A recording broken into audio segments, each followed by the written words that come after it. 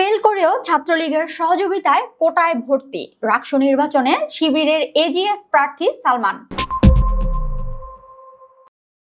রাজশাহী বিশ্ববিদ্যালয় রাবির কেন্দ্রীয় ছাত্র সংসদ রাকসু নির্বাচনে ছাত্র শিবির সমর্থিত এজিএস প্রার্থী সালমান সাব্বিরের বিরুদ্ধে ফেল করার পরেও কোটা সুবিধায় ভর্তি হওয়ার অভিযোগ উঠেছে। ভর্তি পরীক্ষায় উত্তীর্ণ না হয়েও তিনি কিভাবে বিশ্ববিদ্যালয়ে ভর্তি হলেন তা নিয়ে উঠেছে নানা প্রশ্ন। বিশ্ববিদ্যালয়ের সংশ্লিষ্ট সূত্রে জানা যায়, সালমান সাব্বির 2019-20 শিক্ষাবর্ষের ভর্তি পরীক্ষায় মাত্র 32.5 নম্বর পান, যেখানে পাস নম্বর ছিল 40। এর পরেও তিনি বিশ্ববিদ্যালয়ের পরিসংখ্যান বিভাগে ভর্তি হন। বিশ্ববিদ্যালয়ের অভ্যন্তরীণ একটি সূত্র দাবি করেছে, ফ্যাসিবাদী সরকারের অঙ্গ সংগঠন ছাত্রলীগের সহযোগিতায় পোষ্য কোঠার মাধ্যমে সালমান ভর্তি হওয়ার সুযোগ পান। যদিও তিনি অতীতে কোটা বিরোধী আন্দোলনে অংশ নিয়েছিলেন বলে জানা যায়, তবে পোষ্য কোঠার আওতায় ভর্তি হলেও তার বাবা মা রাজশাহী বিশ্ববিদ্যালয়ের কোনো কর্মকর্তা বা কর্মচারী কিনা সে বিষয়ে এখনো নিশ্চিত হওয়া যায়নি। শিক্ষার্থীদের অভিযোগ, প্রশাসনের নথিপত্রে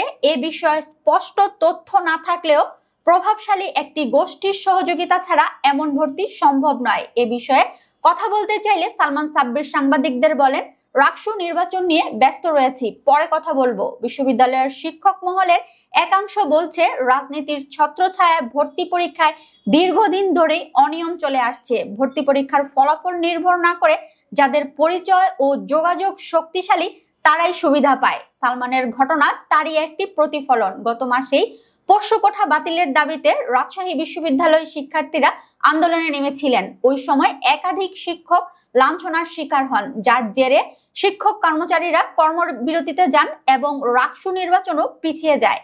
তবে আশ্চর্যজনকভাবে কোটা বিরোধী অবস্থান নেওয়া শিবিরই এবার রাকসু নির্বাচনে কোটা সুবিধাভোগী প্রার্থীকে মনোনয়ন দিয়েছে। এ নিয়ে সমালোচনার ঝড় উঠেছে শিক্ষার্থী মহলে। অনেকেই বলছেন, এটি রাজনীতির চরম দ্বিচারিতা ও নৈতিক অবক্ষয়ের উদাহরণ। সামাজিক যোগাযোগ মাধ্যমেও এ নিয়ে ব্যাপক আলোচনা চলছে। রাকসু নির্বাচনে 23টি পদে প্রতিদ্বন্দ্বিতা করছেন 305 জন প্রার্থী। নির্বাচনে মোট 10টি প্যানেল প্রতিদ্বন্দ্বিতা করছে। এর মধ্যে পূর্ণাঙ্গ প্যানেল আছে মাত্র 2টি, ছাত্রদল ও ছাত্র শিবির সমর্থিত প্যানেল। অন্যগুলো হলো বামপন্থী ছাত্র সংগঠনগুলোর গণতান্ত্রিক শিক্ষার্থী পরিষদ, ছাত্র অধিকার পরিষদ ও ছাত্র ফেডারেশনের রাকসু ফর র্যাডিক্যাল চেঞ্জ, ইসলামী ছাত্র আন্দোলন সমর্থিত সচেতন শিক্ষার্থী পরিষদ, ছাত্র ইউনিয়নের অপরাজেয় 71, অপ্রতিরোধ্য 24, সাবেক 2 সমন্বয়কের নেতৃত্বে আধিপত্য বিরোধী ঐক্য, নারী ভিবি প্রার্থীর নেতৃত্বে সর্বজনীন শিক্ষার্থী সংসদ, স্বতন্ত্র শিক্ষার্থী জোট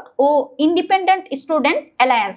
শিক্ষার্থীদের একাংশ বলছে, রাকসুর মতো একটি গুরুত্বপূর্ণ নির্বাচনে প্রার্থীদের অতীত রেকর্ড, নৈতিকতা ও রাজনৈতিক অবস্থান খতিয়ে দেখা জরুরি। অন্যথায় ছাত্র রাজনীতি কখনোই বিশ্বাসযোগ্যতা ফিরে পাবে না। আর বিশ্ববিদ্যালয় প্রশাসন যদি নীরব থাকে, তবে ভবিষ্যতে এমন বিতর্ক আরো বাড়বে বলে আশঙ্কা করছেন তারা।